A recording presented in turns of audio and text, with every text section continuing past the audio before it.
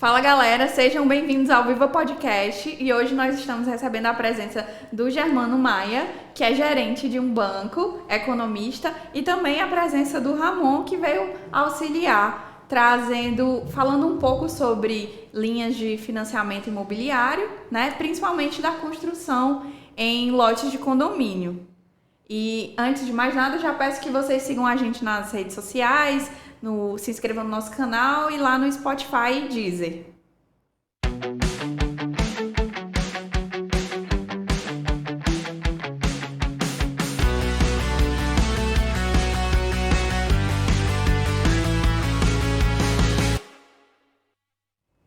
Então, gente, tudo bem? Sejam bem-vindos.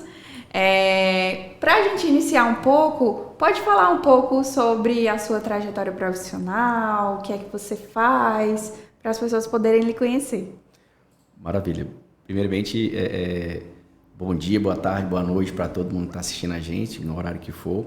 Agradecer muito ao convite da Jacinta, do Ramon, para a gente participar aqui.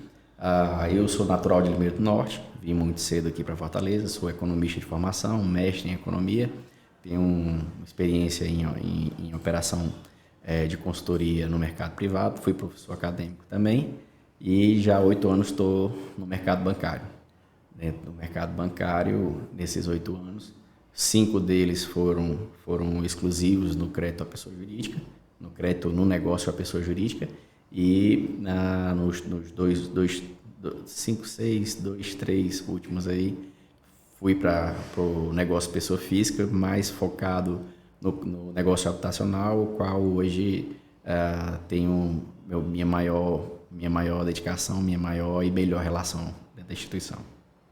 E o Ramon veio aqui acompanhar, né? Ramon, a Empare Safe, que é parceira do Germano e vem fazendo muitos negócios. Isso, a gente já trabalha, já fez algumas casas, entregou, né? E o Germano acompanhou essa parte bancária, né? E aí hoje a gente tem essa parceria entre construtora e banco. E o Germano está aí junto com a gente, graças a Deus. O que a gente tem visto é que as pessoas estão correndo para adquirir imóveis. Sim. Para tentar segurar o preço da moeda. Exatamente isso. E nisso que a gente ia chegar. Porque o imóvel, ele não só tem a tradição de se valorizar, via de regra você tem tradição de valorização dos imóveis, como o imóvel é uma reserva de valor. Você ter hoje, por exemplo, seu investimento, seus recursos numa poupança, de fato, quando você leva em termos reais, ou seja, o que é termos reais? É você pegar o rendimento que aquele produto tem e descontar a inflação. Quando você considera em termos reais, você está perdendo poder de compra. Deixar o seu dinheiro na poupança hoje é perder dinheiro. Por isso que as pessoas que têm um pouco mais de conhecimento vão investir em fundos de previdência, vão investir em fundos de investimento, principalmente os fundos de investimentos que são atrelados aos índices de preço, ou seja, são fundos de investimentos que buscam acompanhar as variações da inflação como forma de se proteger da perda do poder de compra que a inflação causa. E o imóvel faz essa reserva financeira, faz essa reserva de valor. O imóvel faz esse papel muito bem, assim como o ouro faz esse papel muito bem. Então, o imóvel ele já tem a tradição de valorização e junto à tradição de valorização ele tem o perfil de reserva de valor. O imóvel ele é uma reserva de valor. Sim, mas no sentido Agora está explicado porque está valorizando tanto, né?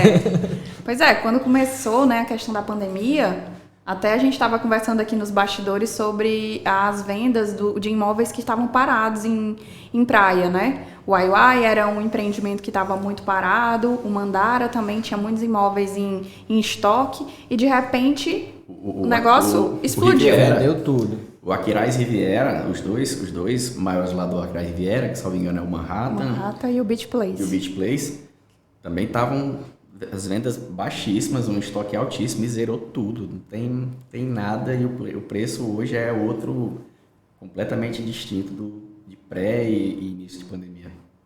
Mas, assim, para a grande maioria das pessoas, né, hoje, é difícil conseguir um crédito imobiliário, um crédito bancário? Não. A grande verdade é que não existe essa dificuldade.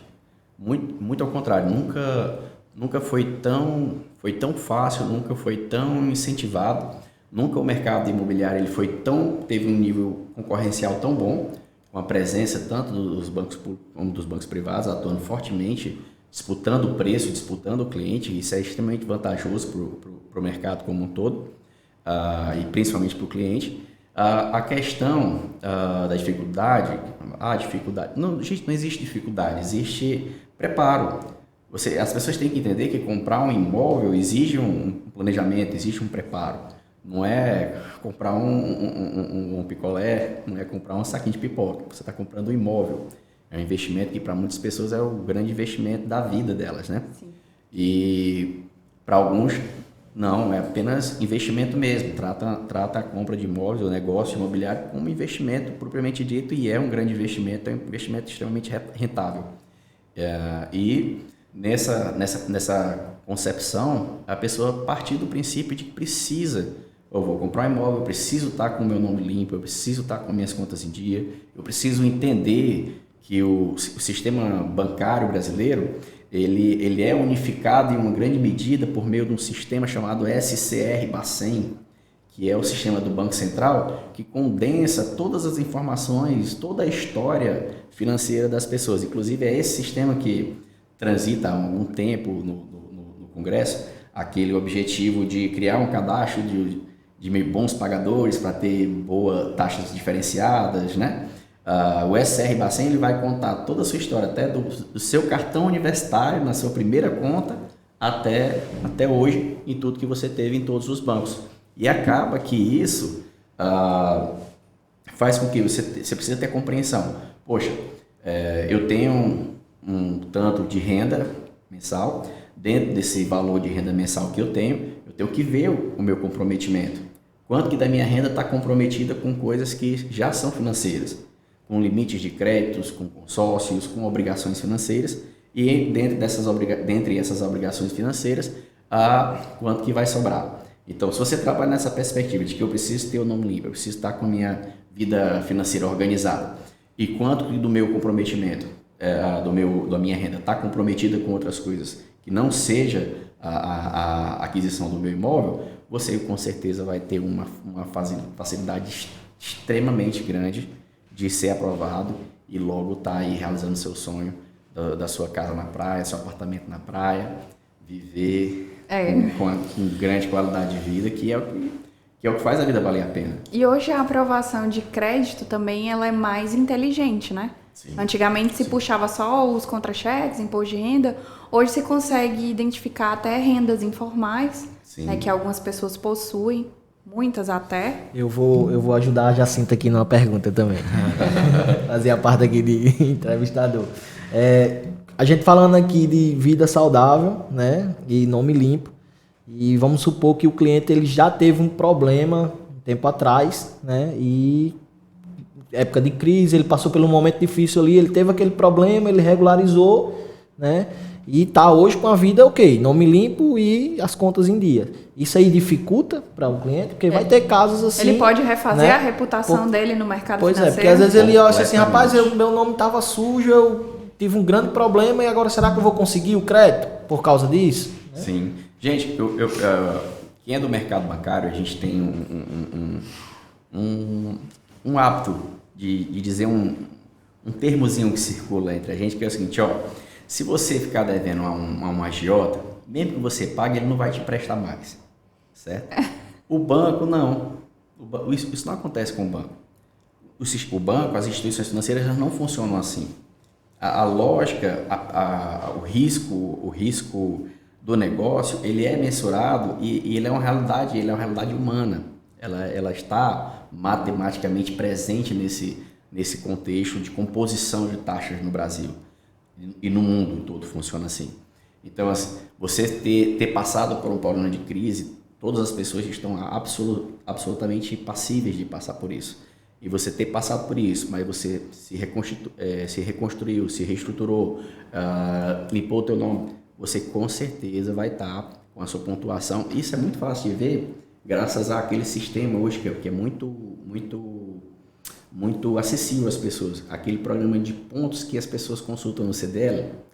Eu consultei o meu... No Serasa, né? Meu SPC o Score, Serasa, o Score. que é um modelinho estatístico, né? Isso. Naquela modelagemzinha, as pessoas acompanham. Tem gente que até fala comigo, sabe até a pontuação que tem. Só eu olhei na minha pontuação era tal, e é assim mesmo. Então, assim, não é o fato de você ter tido um problema no passado e que você recuperou, estruturou, isso não vai ser impedimento. Existe sim algumas situações que, para cada instituição financeira. Quando o banco tem algum prejuízo, né? Inclusive, Isso. esse negócio de score, eu fui atender um cliente essa semana, né? Uma construção que ele está fechando com a gente, e aí ele já chegou com esse aplicativo aberto. Sim. Lá dá 1000 pontos, lá dá 1000 pontos, dele dá 998. Ele, meu amigo, meu crédito tem que ser aprovado, olha o meu score. Isso vai ser, tenha calma, vamos dar entrada aqui. O que acontece é o seguinte, por algumas determinações da regra de Basileia, que é um conjunto de regras que regem o comportamento dos bancos, moldam o comportamento financeiro dos bancos, existe algumas limitações para algumas pessoas que fizeram operações e que quitaram essas operações dando prejuízo para os bancos. Então, em algumas situações, essas pessoas ficam um tempo impedidas de operar com aquela instituição financeira específica. E é coisa temporária, não é uma coisa... Não é eternamente, né? Não, é coisa temporária. Tudo passa. Muito tempo. Ou seja, então o banco, as instituições financeiras, ela tem essa característica. Porque o sistema financeiro, por mais que a gente descole, imagine ser uma coisa descolada do ser humano, ela não é descolada do ser humano. Compreender a complexidade da vida humana, as relações humanas, é também um trabalho e está inserido nesse contexto todo que engendra essa máquina do sistema financeiro. E você fica até com o coração apertado, né? Chega uma pessoa, pô, cara, é o meu sonho. Sim, tu é gerente, me ajuda. Aprova aí que eu preciso comprar minha casa, que eu preciso construir. Na verdade, Jacinta, nós temos uma perspectiva tão profissional, tão realística com relação a isso, que nós tratamos cada caso, embora exista o padrão, mas a gente trata cada caso como um caso individualizado, porque cada pessoa merece o respeito, merece toda a atenção nesse processo de conquista, né? Comprar o seu imóvel, eu não me recordo exatamente agora o percentual, mas ainda hoje, no Brasil, comprar o imóvel próprio ainda é o maior sonho de um percentual muito, muito alto da população brasileira. Ainda hoje, né? Mesmo depois de mais de 500 anos, ainda esse é o principal sonho. Mais até do que ter nível superior, mais até do que casar, mais até do que outras esferas que são também muito importantes da vida da gente. Mas a casa própria ela ainda figura assim como um dos principais, o principal sonho de grande parte da população. E hoje o Ramon é um realizador grande desses sonhos. Então vocês dois atuam como engrenagens, né? Nesse motor de transformar as vidas das pessoas, que é justamente o Ramon trabalha construindo e você trabalha facilitando o processo. Porque é aquela ponte do cliente que precisa, que quer, que sonha com a sua casa personalizada, e aí a gente entra com essa construção.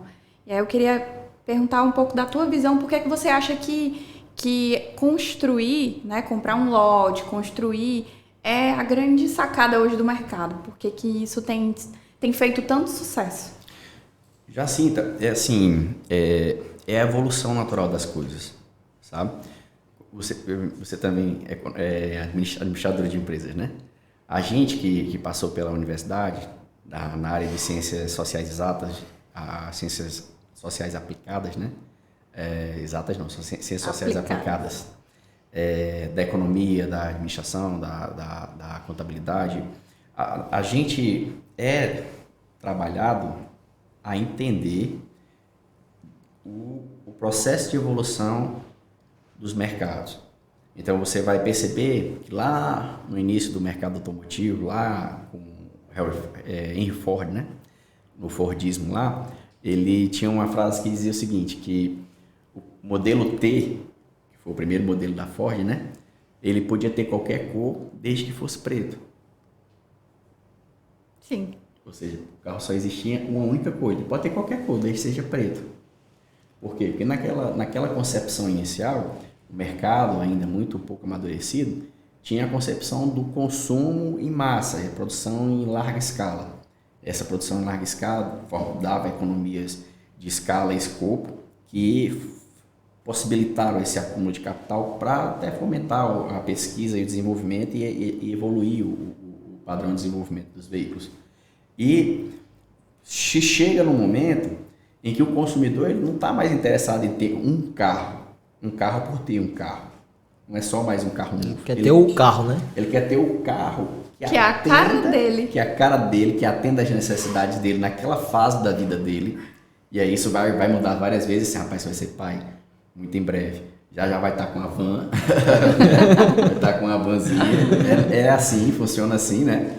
Então, você vai perceber claramente as fases da vida. Você é mais jovem, você quer um carro com tais e tais características. Você se torna um empresário, se torna um operador e vai querer um carro com outras características. Você tem uma vida mais off-road, vai ter outros carros com outras características. E antigamente mudava muito. Você comprava um carro, passava 10 anos com um carro, né? Hoje você praticamente troca de carro todo ano. Quase todo ano. Tem gente que troca de carro 3 vezes por ano. Eu tenho um amigo que troca de carro 3 vezes por ano. Sim. E aí, a construção civil, ela segue essa mesma tendência. No grande boom, o que é o grande boom imobiliário brasileiro? O grande boom imobiliário brasileiro, ele vem ali em 2006 com a introdução do programa, né, de habitação popular subsidiado, e na implantação desse programa, ele faz com que, via subsídio, as pessoas conseguissem, de uma certa maneira ajustada, substituir o que se pagaria em termos de aluguel, substituir pela prestação do imóvel, que ao final vai ser seu. Então passa a ser um excelente investimento. Então você alavanca aquilo ali e reativa toda a gigantesca cadeia produtiva da construção civil. E as pessoas pouco dimensionam isso, mas a cadeia produtiva da construção civil, que é a maior cadeia produtiva que existe no país, ela mexe em praticamente todas as áreas. Não tem praticamente nada que não seja movimentado quando a construção civil a engrenagem da construção civil está rodando, ela mexe com o país inteiro, ela mexe com todas as áreas, em todos os setores. E aí, nós tivemos esse boom, essa máquina se moveu, só que ela se moveu a seu princípio, naturalmente as pessoas tinham um investimento em casas padrão.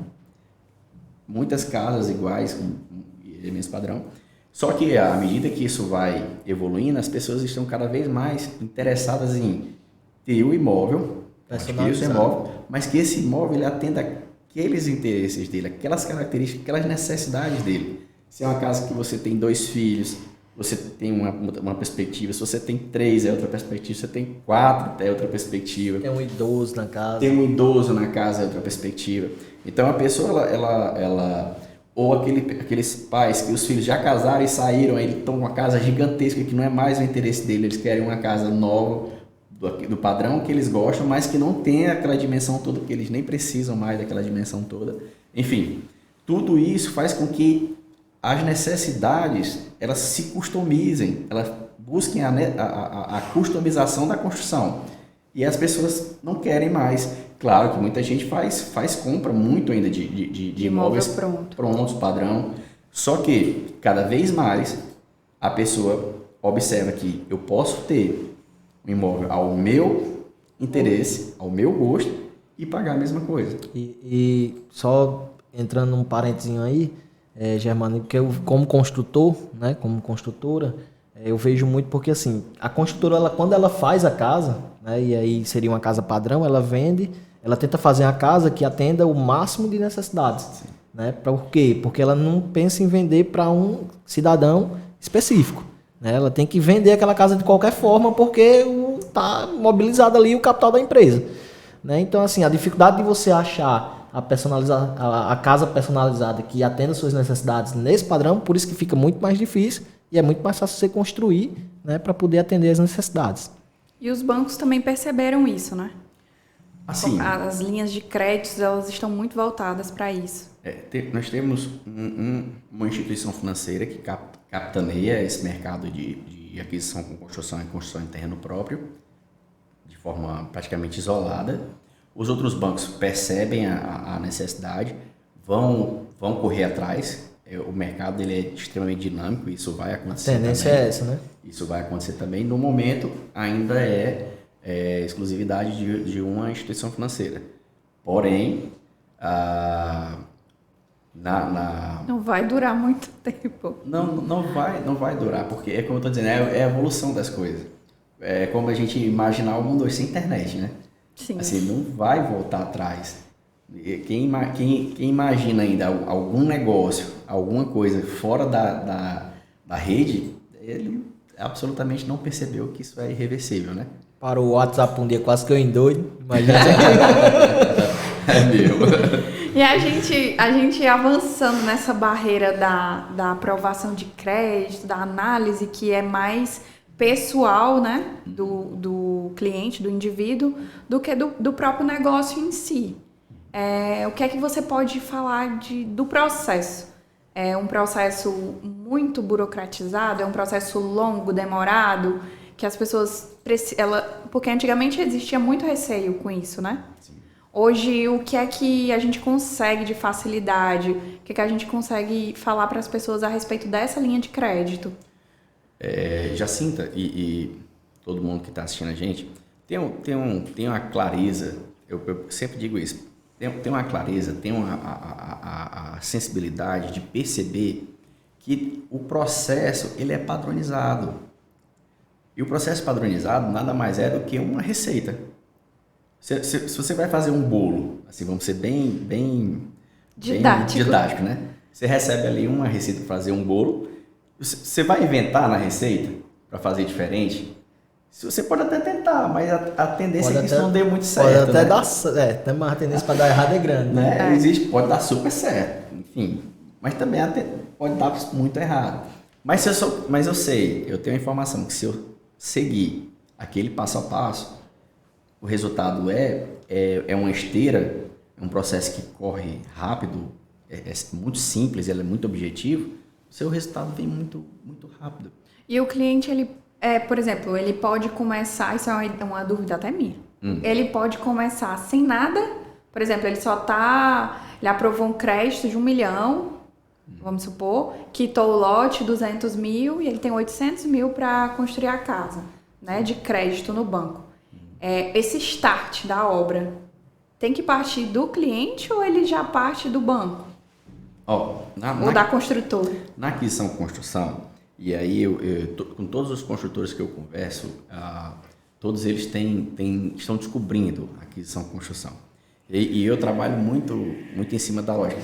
O fato de ser economista, de já ter pertencido ao mercado privado como empresário, consultor, isso traz para mim muito a vivência deles. Então, quando eles estão mostrando para mim as planilhas, os movimentos deles, eu entendo aquilo ali porque eu já vivenciei aquilo muito de perto. E aí eu coloco, o capital que você emprega hoje na construção de 30 casas padrão para vender, você estaria triplicando a sua capacidade de obras na aquisição e construção. Por quê? Porque ele funciona por medições. Você tem um projeto aprovado, ele tem, quase todos eles, vai dar em torno de 80% de financiamento do valor aprovado, e você vai ter uma planilha com os percentuais de construção e o prazo para entrega. A cada prazo de medição, você tem uma medição e tem o reembolso daquilo ali. Então, o seu fluxo de caixa, que seria fluxo natural, 3, 4 meses de uma construção de um imóvel, um tempo para achar o cliente, aprovar esse cliente, assinar o contrato ir para o cartório e voltar. Esse seu fluxo de caixa é reduzido em medições. Sim. Ou seja, tanto do ponto de vista do construtor, da eficiência da alocação do capital para o construtor, como da comodidade, da possibilidade de acompanhar a sua própria obra. Eu mesmo sou um cliente de aquisição e construção. Meu processo correu todo em 12 dias, coisa absolutamente célere. O tempo maior, muitas vezes, é dos próprios condomínios que exigem padrões, aprovar o projeto, do que propriamente o processo dentro da instituição financeira. Então, você pega uma situação como essa e você acompanha, eu estou falando como agora consumidor, né? Uhum. Agora como consumidor. Você acompanhar a sua obra, você vê o passo a passo, vê o uso dos materiais, vê o acompanhamento, é completamente diferente. Eu digo que você se sente mais parte ainda daquela conquista. E você acompanha o processo, ela é muito mais... É uma vitória muito maior. É um assim. processo, né? É uma vitória muito maior. O sentimento de conquista, ele é maior do que quando você compra o imóvel pronto. Eu acho...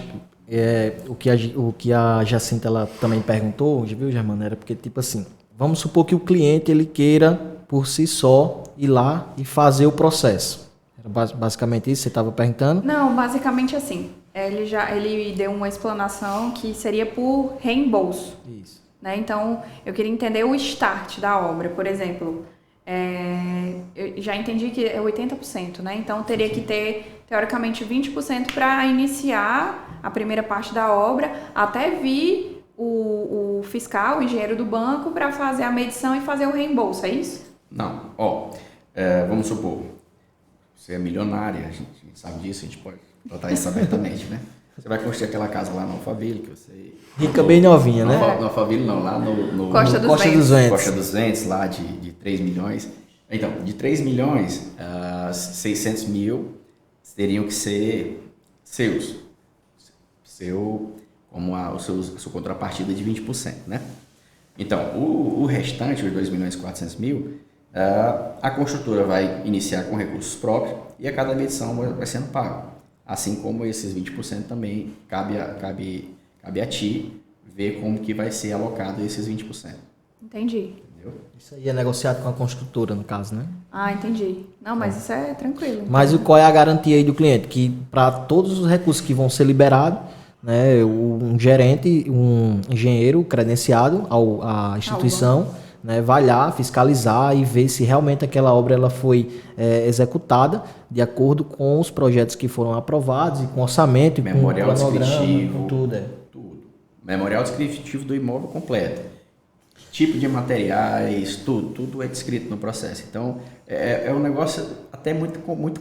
Você vai ter uma instituição lhe apoiando e acompanhando, fiscalizando sua obra, entendeu? E em relação ao cliente, que eu até achei que seria sua dúvida, mas como eu já entrei, eu queria até tocar nesse assunto, né? Vamos supor que o cliente ele queira fazer por si só. Eu mesmo quero construir isso minha casa, né? E aí a gente tá falando aqui de dificuldade. É fácil ter a linha de crédito? É fácil você conseguir fazer a casa toda financiada pelo banco? É fácil porque a gente já tem um trabalho, a gente já tem um conhecimento, tem um know-how do processo, né? É igual hoje eu pegar e montar uma padaria para mim, eu nunca fritei nenhum ovo e dizer, vou fazer pão. Eu vou conseguir? Vou. Eu vou ter trabalho para aprender, né? Por quê? Porque não é minha área, né? Então, assim, o cliente ele pode conseguir sozinho? Pode, né? E aí vai se tornar difícil, por quê? Porque ele vai aprender. Mas a partir do momento que ele pega uma construtora que tem um know-how, que conhece o processo, né? Que tem as parcerias com os bancos para poder dar aquela manutenção no processo, porque são 12 meses de obra, né? São 12 meses de liberação de recursos, são 12 meses de solicitação de medição, né? Então, tem que ter realmente o processo todo amarradinho para não ter a dor de cabeça. E aí, nesse caso, se torna muito fácil, entendeu? Por quê? Porque existe a padronização do processo. Ele vai curtindo o sonho de construir a casa e não se preocupar em aprender a fazer o processo. Ele estando com a construtora que seja competente para fazer, que conheça o processo, ele não vai ter dor de cabeça. Né? Ele vai só acompanhar a obra dele, ver se está tudo sendo feito de acordo com o que ele contratou. Né? E aí a construtora que vai se preocupar com esse processo de regularização, construção, liberação de recursos, né? Tudo isso a construtora ela vai fazer, né? Tomar a frente para ele não ter dor de cabeça. Entendeu? Entendi. Na conversa anterior, né, com o Ramon, ele falou um pouco sobre o início, que seria produzir um projeto, né, ver o terreno e tudo. Quando a gente vai iniciar, de fato, com o banco, quais são as taxas envolvidas? O que é que, de início, o cliente precisa desembolsar? Gente, as taxas, elas são exatamente as mesmas do financiamento comum. Você vai ter a taxa de engenharia, que vai fazer a análise do projeto, vai orçar aquele projeto. Só uma vez ou a cada medição se paga a taxa de engenharia? Na medição também. Mas assim, para iniciar o processo, aprovar o processo, você vai ter a taxa de engenharia, que aquele engenheiro, ele vai, e ainda tem uma coisa interessante, o engenheiro da instituição financeira, ele não apenas olha se aquilo ali está correto em termos de normas de construção, ele olha se aquilo ali é compatível, aquele memorial descritivo, aquele custo que está sendo orçado para aquela obra, se aquilo ali é compatível com o mercado. Se a construtora está cobrando o valor correto, né? Se não está superfaturado, né, o material. Sim, ele faz. A gente já teve alguns casos em que a engenharia reprovou porque colocou que era incompatível os custos apresentados com os materiais que estavam alocados naquele memorial descritivo. Protege até o consumidor. Segurança gigante para o cliente. Segurança e jurídica, né? Você não tá sozinho nesse empreendimento. Então, você faz esse pagamento, e o pagamento nas contratações normais, que são as custas cartorárias, enfim, aquele processo inicial da aquisição do imóvel, que é igual para todo financiamento. Em média, assim, só aproximado o custo dessa engenharia? Hoje, na instituição financeira que a gente atua, é R$750. Mas as outras também são 750 ou... Sim. Cada visita, né? Até um valor razoável. Se você vai ter que ter um profissional na obra, né? Que a construtora faz esse papel. E aí vem outro que, teoricamente, seria uma auditoria independente para você, para lhe proteger. Você paga pouco e o cara de toda forma bem... é uma garantia, né? Para o cliente, porque ele sabe que o cara está indo ali para fiscalizar. Então, obrigatoriamente, a construtora vai ter que seguir tudo que foi aprovado, né? O cronograma, o orçamento, os projetos. Teve qualquer alteração no projeto que não era para ser executado, ele ali automaticamente ele já barra, né? Para o cliente não ser lesado.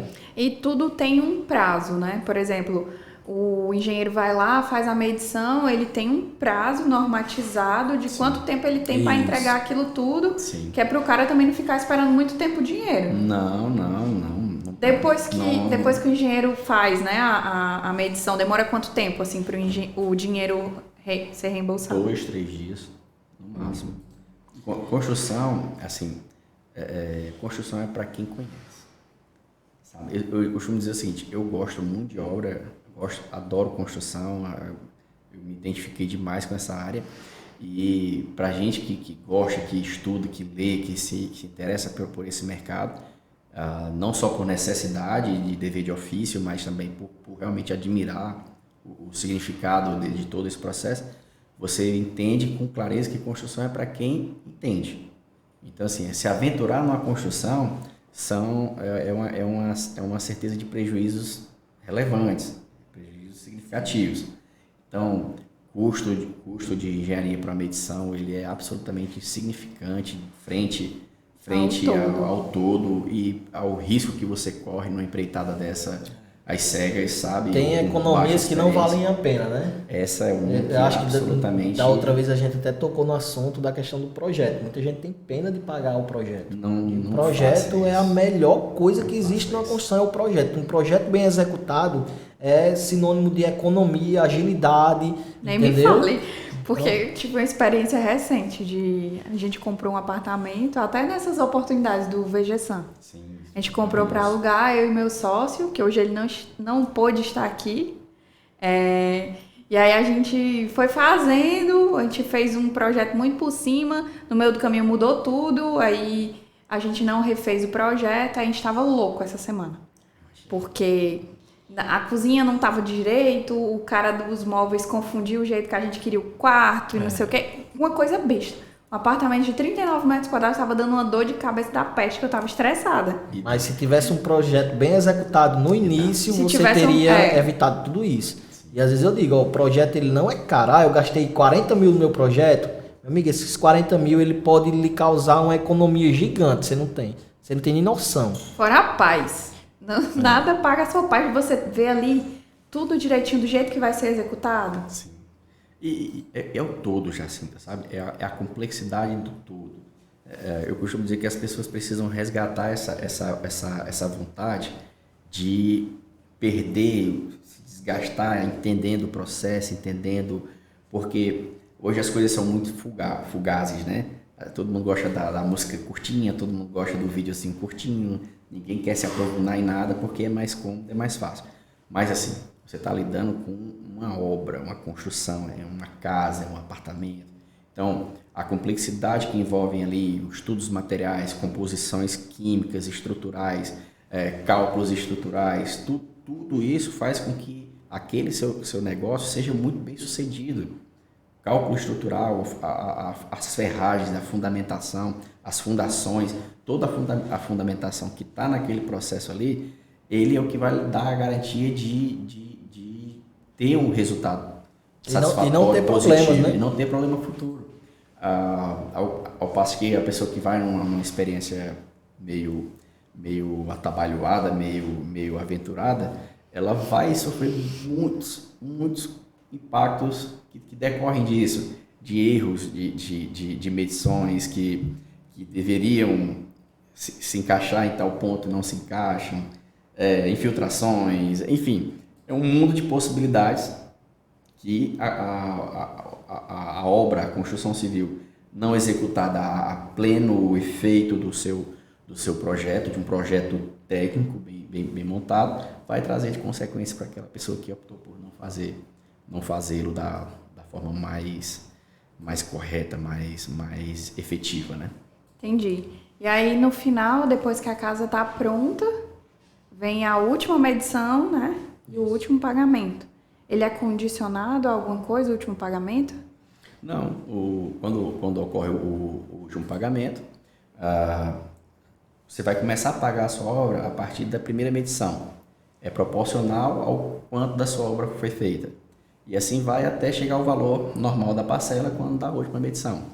Quando ela está toda pronta, aí que vem a minha parcela cheia. Isso. Aí você vai começar a pagar a sua parcela cheia e vai ocorrer a averbação na matrícula do seu lote, né, do seu terreno, da construção. E aí é uma questão cartorária que é solucionada. Tira o alvará, no início tira o alvará, depois tira o habite. Alvará, habite e averba tudo no cartório. Averba tudo. Transforma aquele terreno de territorial para predial, né, que aí vai estar discriminado lá, metragem quadrada, tudo sobre o imóvel, né, e aí o banco entende que aquela obra realmente está 100% concluída, tanto obra quanto documentação. E aí ele paga os 100% do recurso. Todos esses recursos são liberados na conta do cliente, né, irmão? Então é uma segurança a mais, né, mesmo que o cara não confie até no próprio engenheiro que vai lá vistoriar, ele também pode vistoriar a obra, né, porque o dinheiro vai estar na conta dele. Então, o processo ele é todo amarrado. E se o cliente tiver recurso de FGTS? Pode utilizar também. Em qual momento? No início já. Já no início? Por exemplo, os 20%, ele pode ser o FGTS? Pode sim. Ele pode construir a casa toda, Germano, de FGTS. Eu tenho 800 mil de FGTS, posso fazer toda? Cara, se você achar alguém que tem. Com essa reforma trabalhista, com a tendência natural do mercado, né, a gente vive um processo de pejotização do mercado, né? Então, assim, esse tipo de trabalhador, carteira assinada, tudo redondinho, isso é uma tendência a sumir. Eu já tive um cliente que tinha uns 200 mil de FGTS. Já peguei. Não, 200, 300 mil é fácil, agora 800 mil é... Não é qualquer um, né? Então ele pode usar logo no início, né? Logo no início que eu digo o seguinte, se eu sou os 3 milhões lá do seu imóvel que você vai construir. Então você tem os 800 mil de FGTS. Então, no seu orçamento, feita a planilha lá, quanto o banco vai financiar dos 80%, você já deu uma entrada até mais que 80%, você vai ter 800%, e esse seu FGTS vai compor o orçamento total. E ele vai ser liberado junto com as medições. Até a última ele vai ser liberado nas medições. Não é um adiantamento do FGTS para isso. Entendi. Ele é liberado junto com as medições normais do ele entra no recurso como se fosse um recurso. Parte do recurso, mas ele é separado junto com o recurso do financiamento. Isso. Aí lá no final eu não pago, eu só pago a diferença. Só a diferença. Isso. Entendi. A prestação em cima da diferença, no caso, né? E se, por exemplo, eu não quis usar no início, né, nesse momento, mas aí daqui a 2 anos, 3 anos eu juntei um valor de FGTS, eu posso amortizar? Olha, tem algumas regrazinhas que tem que ser analisadas, né? Que o FGTS é um fundo que ele tem administração partilhada com a instituição financeira e estando dentro das regras, existem algumas regras de primeiro ou segundo imóvel, se o imóvel é na mesma região, se não é na mesma região do primeiro. Então, existem alguns parâmetros que tem que ser analisados. Não existindo nenhum impedimento, ele vai ser utilizado tanto na amortização do saldo devedor, como na parcela, como a gente costuma dizer, né? Você tendo um recurso próprio, seja de FGTS que você acumulou, você pode utilizar para amortizar no saldo devedor do seu contrato ou no prazo do contrato. Ou seja, vamos supor, você tem um financiamento de 200 mil, um exemplo, e você juntou ali 10, 15, 20 mil que é amortizar no seu contrato. Você tem duas opções, você pode amortizar no prazo, pegar esses 20, 15, 20 mil e diminuir a quantidade de prestações e manter a sua parcela, ou você tem a opção de amortizar no saldo devedor, que é amortizar no saldo devedor. Você está tirando uma parte daquela dívida, né? E ao tirar uma parte daquela dívida, a sua prestação vai diminuir. Redistribui no prazo. Eu sou da matemática, né? Sou mais chegado na área da matemática, eu sempre recomendo às pessoas que façam sempre a amortização no saldo devedor. Por quê? Porque quando você faz a amortização no prazo, vamos considerar essa linha aqui, o financiamento, do início ao fim. E você ainda está aqui no primeiro ano. Primeiro tercio do financiamento, né? E aí, quando você vai fazer o pagamento no prazo, você vai tirar os juros daquela prestação que você está, naquele mês que você está, do futuro para cá. Então, você vai diminuir uma quantidade grande de prestações, mas você vai tirar os juros daqui para cá. Os juros do início do financiamento até que no momento está pagando, você continua pagando. E são os mais pesados, né? Não necessariamente que vai depender se for na saque, se for na price, né?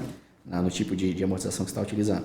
Mas, de qualquer forma, você vai estar empenhando parte do seu recurso ainda em juros. E você não tem diminuição do valor da sua prestação. Então, o seu orçamento ele continua sendo ocupado pelo mesmo perfil de comprometimento. Quando você utiliza o seu recurso na amortização do saldo devedor, considerando o saldo devedor esse quadrado, você tira uma fatia desse quadrado.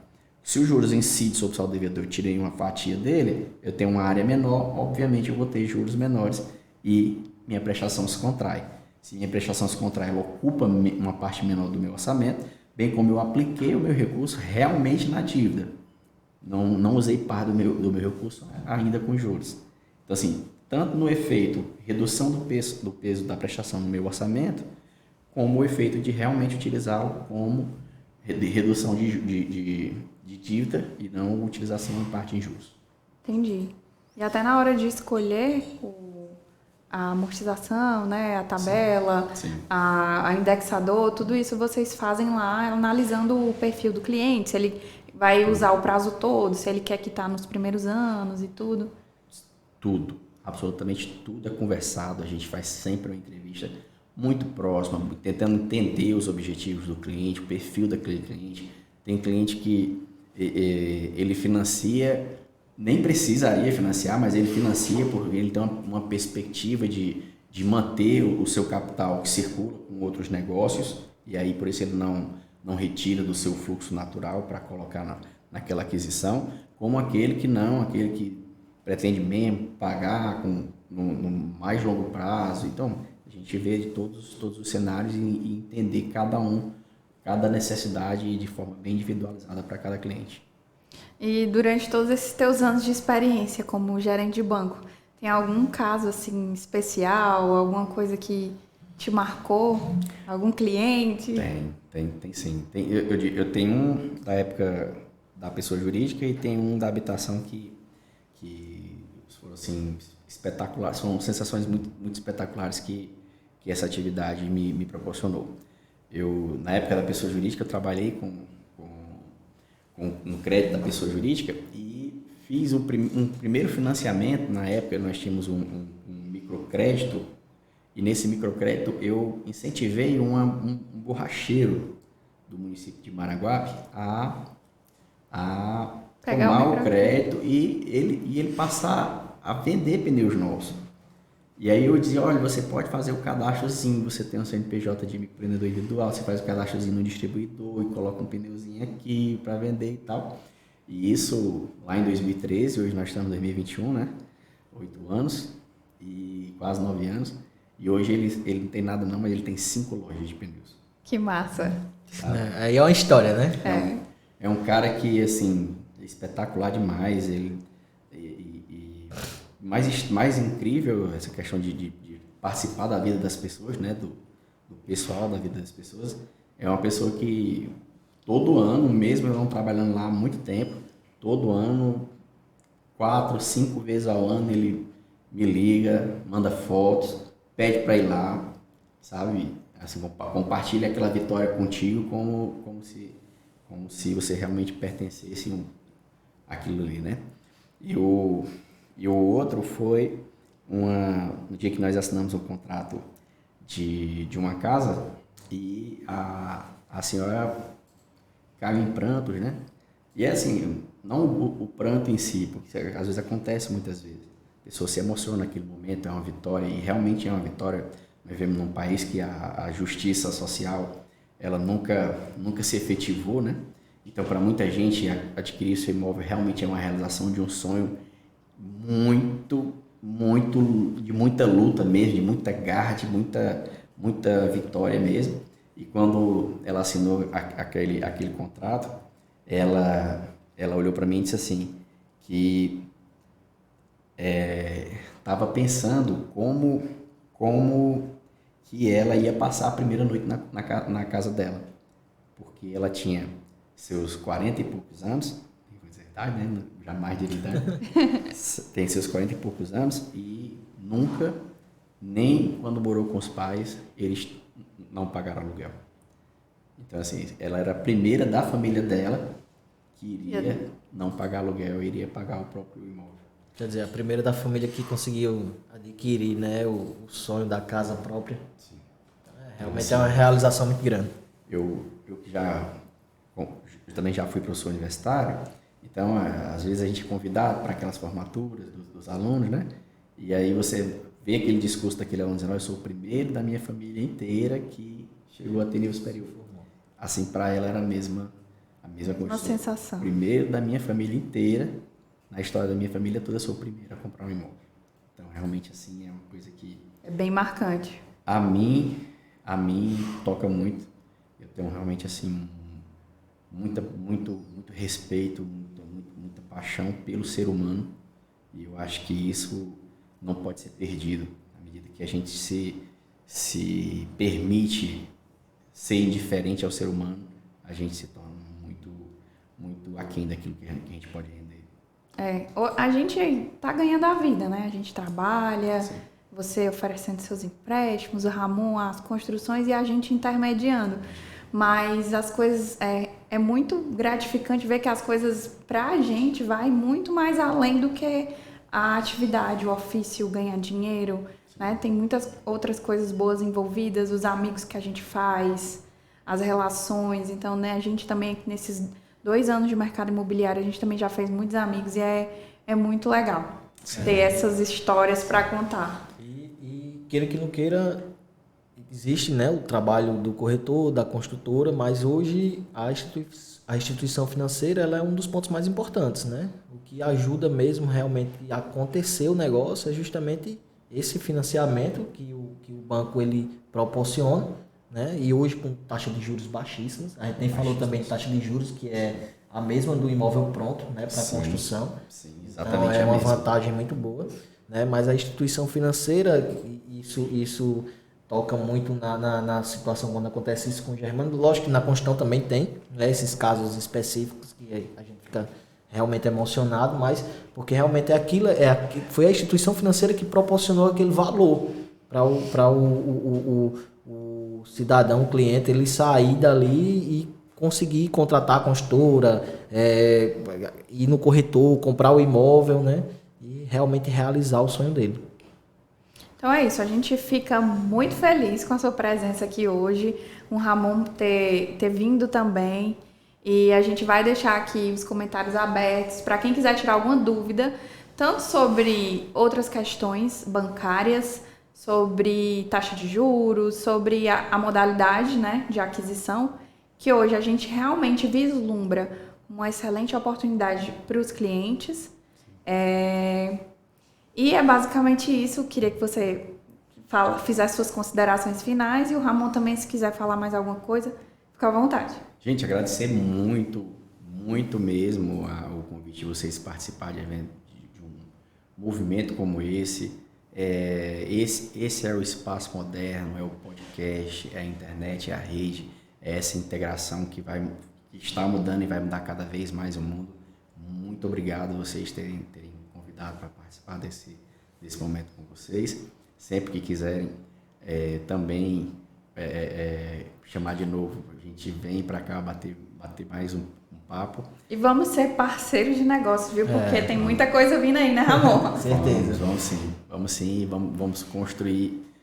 Quando a gente assume a perspectiva que nós somos o agente de desenvolvimento, de fomento para o nosso estado, o nosso município, a nossa região de atuação, a gente passa a perceber isso como um todo para além do negócio, como você bem colocou aqui.